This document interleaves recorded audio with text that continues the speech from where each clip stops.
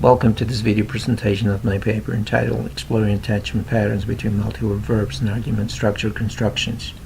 The main purpose of this video paper is to provide potential readers with an expanded analysis of the main concepts explored in the article, namely the definition of multi-word verbs as constructions, the role of argument structure constructions in the assignation of clause-level meaning, as well as notions such as embodiment and attachment patterns as key elements of constructional learning. Please feel free to cite this document as follows. Torres-Martínez, Sergio, 2018. Exploring Attachment Patterns Between Multi-Word Verbs and Argument Structure Constructions. Video paper. Central to its paper is the idea that multi-word verbs are constructions, that is, patterns that form and function. The meaning of these constructions combines with abstract syntactic patterns, argument structure constructions, in clauses expressing intransitive motion, I went in, or caused motion, I put the book on the shelf. For example, syntactic patterns such as X moved to Z have a meaning that becomes associated with the meaning of the specific verbs.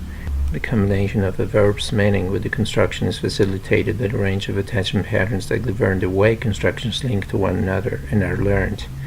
The main insight of the present study is that what is learned is not constructions per se, but their attachment patterns to other constructions. As we will see in the next slide, the results of the second careful study reveals that multiple verbs usually attach to intransitive motion via argument structure construction.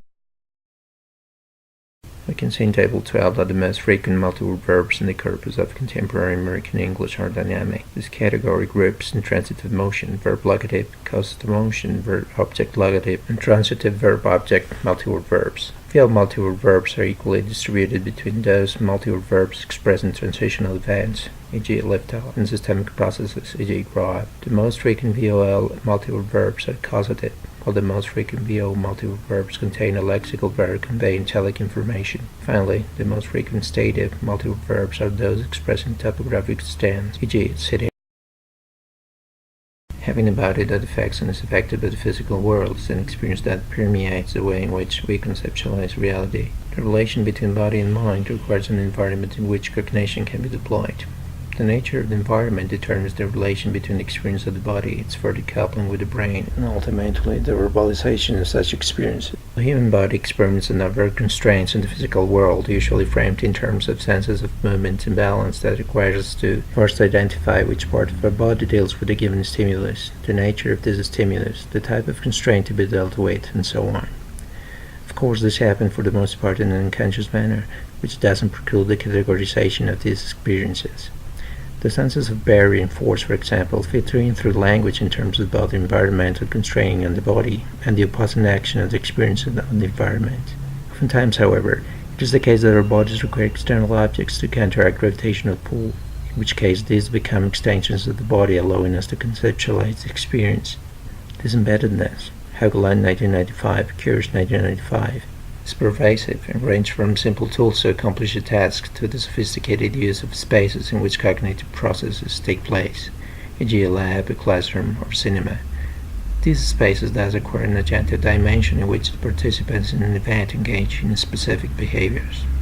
In this slide, it is clear that the division between brain and body is artificial, since the systems involved in the process are continuous. Language as a subsystem reflects the continuity of senses in the mind by integrating embodied cognitive processes in specific constructions and constructional attachment patterns. In contrast to mentalistic approaches, the current rationale claims that body and mind are not separated, which prevents a number of conceptual errors. For example, the idea that language type reveals some fixed underlying ways of recognizing the world. In terms of motion events, they are more sophisticated in some language than in others. The point at which they develop here is that tell-me typologies have often been used and misused as evidence of the superior word hypothesis, and they believe that specific verbs show that language shapes thought. Yet the idea that spatial and kinetic information is conveyed with specific verbs is too narrow to yield reliable results, contributing to expand our comprehension of how mind and language connect. As already noted, much of our representations of the world follow patterns that accommodate and recreate our sensations on the basis of elemental forces and constraints associated with pressure, movement, and balance. These primary senses provide the foundation to specific experiences with path, location, torque, direction, force, or barrier. In particular, balance and movement provide important anchor points for the construction of language at the most abstract level. Then to keep an upright position in space, despite gravitational pull, as well as the ubiquitous experience with movement, has motivated the emergence of specialized abstract emphatic configurations, allowing us to talk about such experiences. Under this view, the embodied decoding process requires some abstract templates that organize the flux of reference objects, emerging in and moving across mental spaces. Arguments are arranged in specified syntactic patterns, e.g. x verb y set lock, etc. Shown in Figure 5, a mental space is created simultaneously with the emergence of an event requiring the conceptualizer to reconstruct the location of reference objects.